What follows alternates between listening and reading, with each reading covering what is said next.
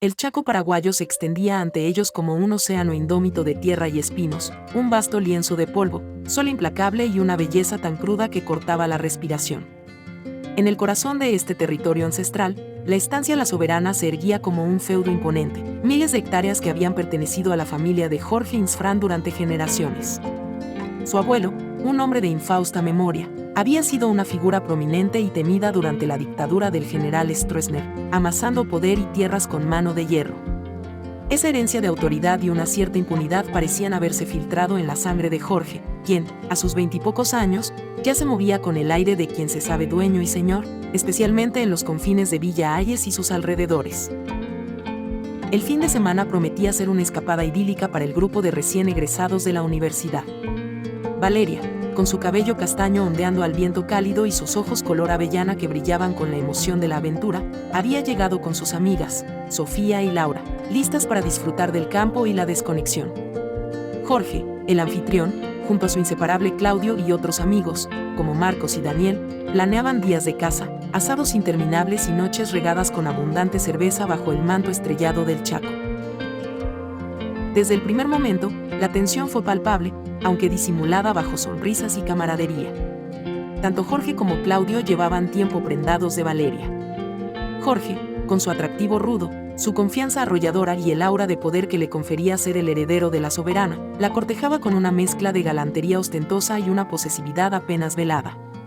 Claudio, por otro lado, era más reservado, su admiración por Valeria se manifestaba en miradas profundas, conversaciones inteligentes y una sensibilidad que contrastaba con la rudeza de su amigo. Valeria, aunque disfrutaba de la atención, se sentía más cómoda, más ella misma, con la gentileza de Claudio. La primera noche, alrededor de una fogata crepitante, mientras las cervezas fluían y las risas resonaban en la inmensidad, Jorge observó con creciente irritación la forma en que Valeria y Claudio conversaban. Estaban sentados un poco apartados del grupo principal, sus cabezas inclinadas la una hacia la otra, compartiendo confidencias y risas que a Jorge le sonaron a traición. La manera en que la mano de Claudio rozó la de Valeria al pasarle un vaso, la forma en que ella le sonrió con una dulzura que él rara vez recibía, encendieron una mecha en su interior. Aquí, en su territorio, él era el jefe, el macho alfa. No iba a permitir que Claudio, su amigo de toda la vida, le arrebatara a la chica que él consideraba suya, y menos delante de todos. La humillación era una afrenta que no estaba dispuesto a tolerar. A la mañana siguiente, el plan era salir de casa al alba. Jorge, con una sonrisa que no llegaba a sus ojos, insistió en que Claudio lo acompañara en la camioneta delantera, junto con un par de peones de la estancia. Valeria y sus amigas, junto con los otros chicos, irían en un segundo vehículo, más interesados en el avistamiento de aves y la fotografía que en la caza misma. Se internaron por senderos polvorientos, la vegetación volviéndose más densa a cada kilómetro. El sol comenzaba a calentar con fuerza. De pronto, uno de los peones señaló hacia un claro entre los árboles. Un tapir, corpulento y oscuro, pastaba tranquilamente. Era un animal magnífico, un verdadero tesoro de la fauna chaqueña. Jorge detuvo la camioneta bruscamente, bajó con su escopeta y se dispuso a apuntar.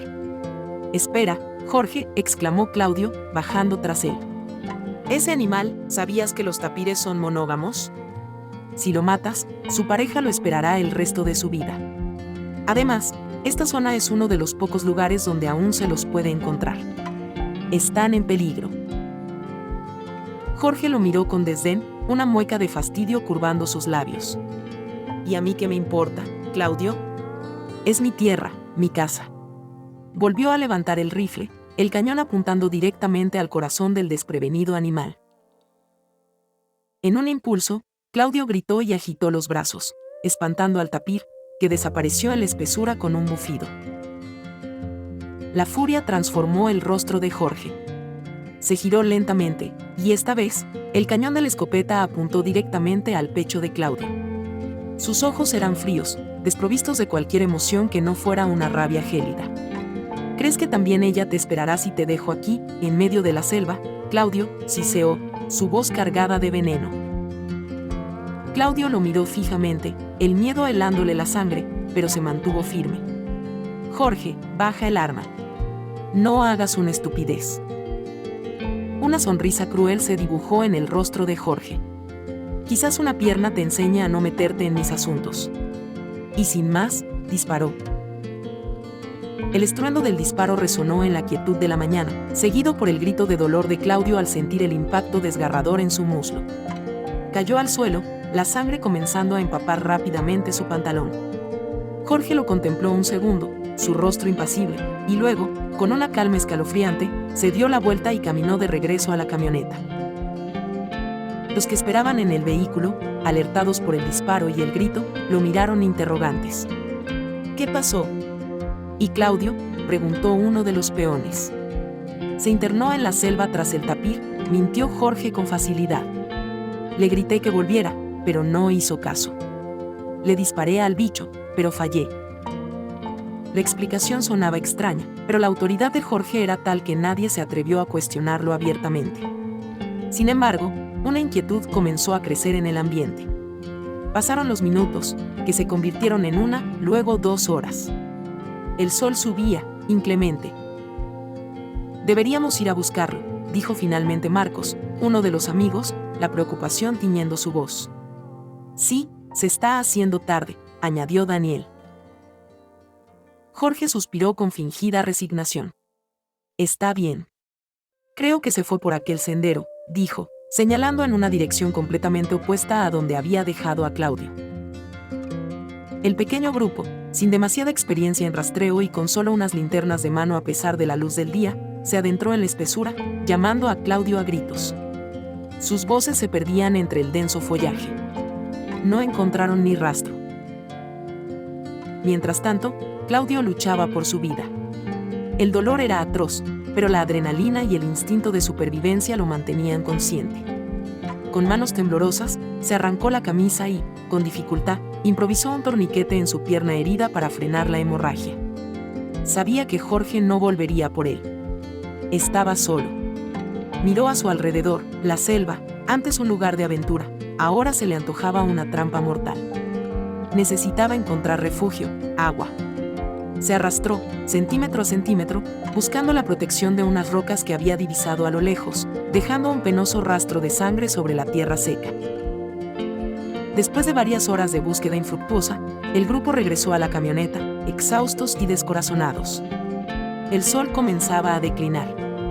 No hay ni rastro de él, dijo Marcos, limpiándose el sudor de la frente. Jorge asintió con gravedad impostada. Miren, lo mejor que podemos hacer es volver a la estancia. Ya está oscureciendo y la selva es peligrosa de noche. Mañana, con las primeras luces, organizaremos una partida de búsqueda más grande, con los peones que conocen bien la zona. Su esperanza secreta era que la noche y sus depredadores pumas, jaguares, víboras hicieran el trabajo que él había comenzado. A regañadientes, y con una creciente sensación de angustia, los demás aceptaron. El viaje de regreso a la Soberana fue silencioso, cargado de una tensión ominosa. Cuando Valeria y sus amigas vieron llegar solo la primera camioneta, sin Claudio, un escalofrío recorrió a la joven. La explicación de Jorge sobre la persecución del tapir y el disparo fallido le sonó hueca, forzada. Conocía a Claudio, no era impulsivo ni imprudente hasta ese punto. Y la mirada de Jorge, había algo oscuro en ella, algo que no encajaba. Esa noche, Valeria no pudo dormir. Las palabras de Jorge se repetían en su mente, chocando con la imagen que tenía de Claudio. El disparo. ¿Un solo disparo? ¿Para un animal que huía? ¿Y por qué Jorge parecía tan extrañamente sereno, casi satisfecho? Un nudo de terror se formó en su garganta. Se levantó y caminó descalza por los frescos pasillos de la casona.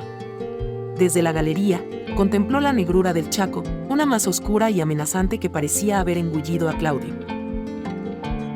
Imágenes de la noche anterior acudieron a su mente, la risa de Claudio, la calidez de su mano.